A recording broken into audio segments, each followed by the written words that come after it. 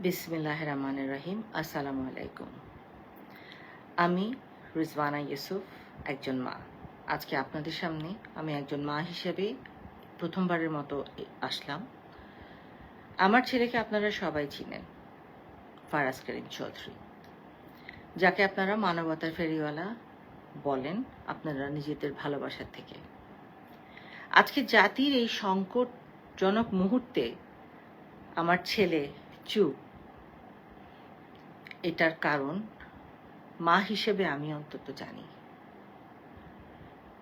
সে যেই ত্যাগ স্বীকারটা করছে সেটা কোনো দালালির জন্য না, সেটা কোনো দলের জন্যও না, সেটা তার পারিবারিক একটা চাপের মধ্যে আছে দেখে সে আপনাদের পাশে দাঁড়াতে পারেনি।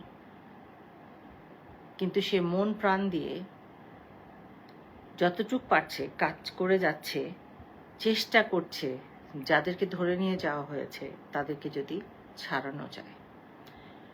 কিন্তু আমি চুপ করে বসে থাকতে পারিনি, কারণ আমি জানি আমার 2 সন্তান আমার কাছে কত প্রিয়।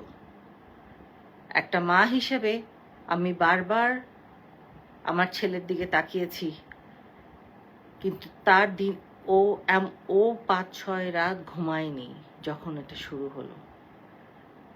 ও চেহারার দিকে আমি তাকাতে পারতাম না। আমি মা হিসেবে কিরকম একটা সংকটময় অবস্থানে দাঁড়িয়ে আছি সেটা গত কিছুদিন ধরে আমরা সবাই পরিবারে সেটা এটার ভিতর দিয়ে যাচ্ছি। কিন্তু আজকে না আর চুপ থাকতে পারলাম না, আর ভয় আমার লাগছে না। আজকে আমি আমার ছেলের জন্য আপনাদের কাছে ক্ষমা চাচ্ছি। আমার ছেলে মানুষকে ভালোবাসে, সে সব সময়, তার মনটা অনেক নরম, সে মানুষকে অনেক ভালোবাসে। আজকে আপনাদের পাশে সে হয়তো সশরীরে নাই, কিন্তু মন প্রাণ হৃদয় জুড়ে সে আপনাদের সাথে। আমি আমার ছেলে হয়ে আমি লজ্জিত, আমি আজকে লজ্জিত বলছি নিজেকে, মা হিসেবে আমি লজ্জিত আপনাদের সন্তানকে সাথে আমার ছেলেকে পাঠাতে পারিনি। অনেকে হয়তো বলছেন যে আমার ছেলে গেলে চিটাগংয়ের হয়তো কোনো ছেলের গায়ে গুলির আঁচড়টাও লাগতো না।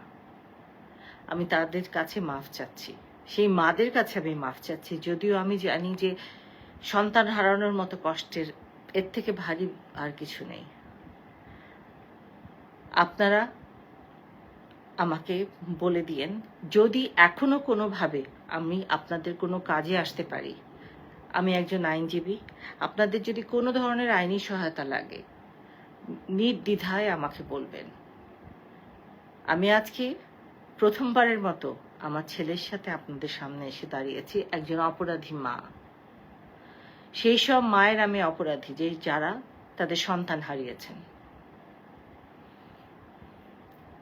আমি জানি না উপরওয়ালা আমাকে মাফ করবেন কিনা, কিন্তু আমি আপনাদের কাছে আমার ছেলের হয়ে মাফ চেয়ে নিচ্ছি। আপনাদের কাছে আমি করজোড়ে মাফ চাচ্ছি। আমার যদি করণীয় কিছু থাকে, এক ফোঁটা যদি কিছু থাকে আমাকে বলবেন, আমি সেটা করার জান প্রাণ দিয়ে চেষ্টা করব। আমার ছেলেকে আপনারা ক্ষমা করে দিয়েন। যদি তারও কিছু এখন করার থাকে আমাকে জানায়, আমি চেষ্টা করব। এই দেশ আমাদের সবার, আমরা এই দেশকে বাঁচানোর জন্য একবার না বারবার আমরা যুদ্ধ করেছি। 90-এর আন্দোলন আমার মনে আছে, এই 2024-এর আন্দোলন আমাকে 90-এর আন্দোলনের সেই স্মৃতিগুলো আবার জানাচ্ছে। ছাত্রছাত্রীরা হচ্ছে দেশের ভবিষ্যৎ, তাদেরকে প্রোটেকশন দেওয়া আমাদের কাজ, তাদের সাথে লড়া আমাদের কাজ না। আপনাদের কাছে এটাই আজকের জন্য আমার অনুরোধ, আপনারা আমাকে জানাবেন। ভালো হোক মন্দ হোক, আমরা এই দেশেরই মানুষ, ভুল ত্রুটি আমাদেরই হয়, শুধরানো আমরাই নিজেদের করতে পারি। আমার ছেলের হয়ে আমি আবার আপনাদের কাছে ক্ষমা চাচ্ছি। যদি কিছু করতে পারি জানাবেন। আমি একটু কথা বলি।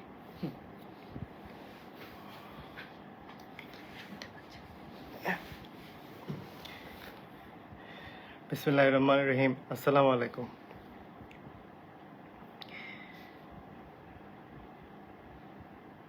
আমি আমার জীবনে আমি যখনই আপনাদের জন্য কাজ করেছি,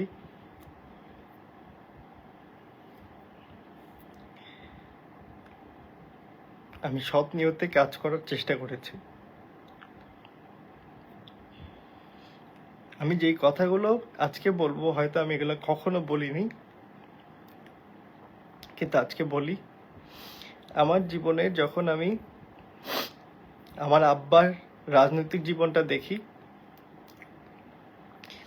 আমাদের এলাকার মধ্যে যত সমস্যা, যে প্রতিহিংসার রাজনীতি, আমি সেগুলোরও সবসময় আমি কথা বলেছি। কিন্তু আমি এতটা কম ক্ষমতা ছিল আমার যে আমি আমার আশেপাশের অনেকের সাথে আমি পেরে উঠিনি।